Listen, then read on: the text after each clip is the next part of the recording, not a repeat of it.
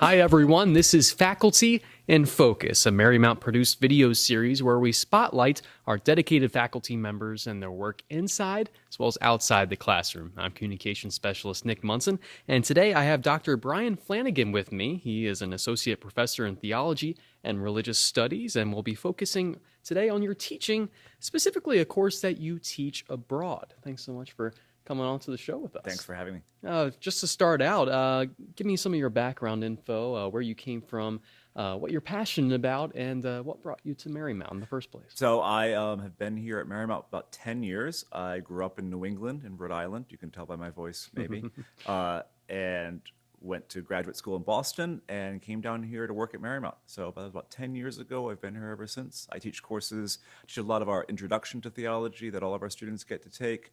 I teach upper level courses in sacraments, in Christian church history, and this course here, which is a course in theologies of the church. Awesome. All right. Tell me a little bit about the Global Classroom Experience course that you teach in Rome and what it focuses on and how you teach it. So my course is one of a few different courses like this. We usually run 5, 6, sometimes up to 8 or 9 of them every semester, every spring semester.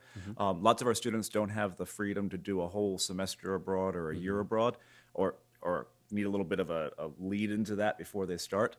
So we send lots of students in a whole spring semester course with 1 week abroad. So we go, sit in the classroom for 6, 7 weeks before we head off. Go for spring break to some place like Rome in my case, come back and unpack what happened, what we learned, figure out from there. Does it ever get old, going and seeing all the sights? No, it doesn't. First, because it's Rome, right? Yeah. If you're sick of Rome, you're sick of living. But the other, it's also a new group of students every time, seeing the city through their own eyes. That's the most fun for me as a teacher is we have students who have been abroad multiple times or were born abroad, and we have students that this is the first time on an airplane for them. So seeing it through their eyes, seeing, especially coming from the United States, where we're used to something 200 years being old, right? To go to and some there place it's where thousands. The Chiesa Nuova, the new church, is from the 17th century. So that's a whole different mentality and time scale. Definitely a whole different ballgame there. What difference does going all the way to Rome make for the students' learning? How does it change compared to maybe how they learn something here on campus in Arlington? So this is a course in the theology of the church, what the church community is supposed to be, who's supposed to run it, some different options for organization and leadership. And in Rome, we kind of have a laboratory, or better than a laboratory, sort of an archaeological site where we can dig down through these layers and see the history of how people have organized the churches have changed, how people have thought about churches have changed. So it means that instead of me lecturing from a text or from a book about this is what happened in the 5th century and this is how it changed in the 12th century, we can go and look at a place where that was happening in the 4th century and a place where something was happening in the 12th century. So it's they remember it better. We come back and have time to process, and I can say, remember when we were at Santa Maria Giore and we saw this thing? Remember when we were at St. Peter's Square and we talked about this concept? It sticks better, but they're more interested in learning it, I think, because they see some more of its relevance in the world and in history. Yeah, it brings history to life in a way. Exactly, yeah.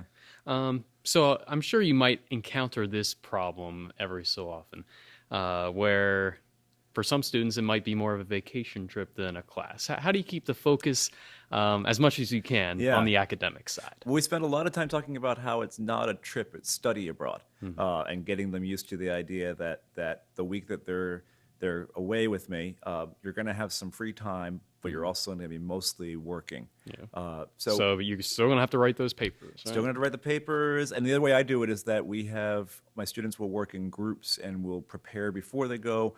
Each group gives a presentation on site in a place that they've become the experts on in the classroom. And then when they come back, they present that for the wider Marymount community. We have una sera romana, Rome night, to talk about what they learned over their trip. We also keep the days pretty packed. So the biggest issue is not just the sort of, is this a trip or a vacation, but another issue is making sure they have the right shoes, because we walk a lot. It's a workout as well as a physical workout as well as an intellectual workout. Yeah, I bet you cover a lot of ground in both ways there, really. Exactly, yeah.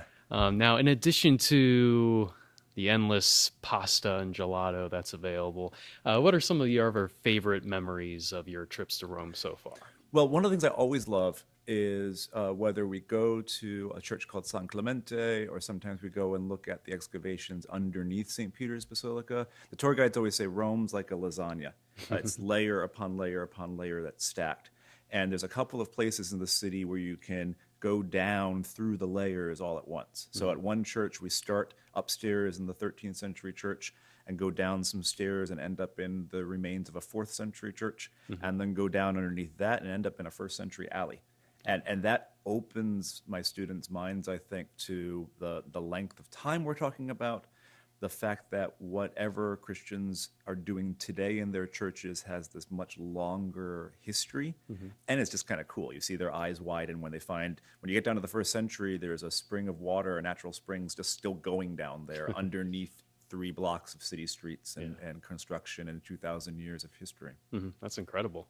How do you notice maybe in what ways your students change? Maybe like how they approach things or their knowledge of the church and religion in general after these trips? Yeah, so like all of our Marymount students, there's a whole range of religious experiences and students with no religious background or no spiritual experience.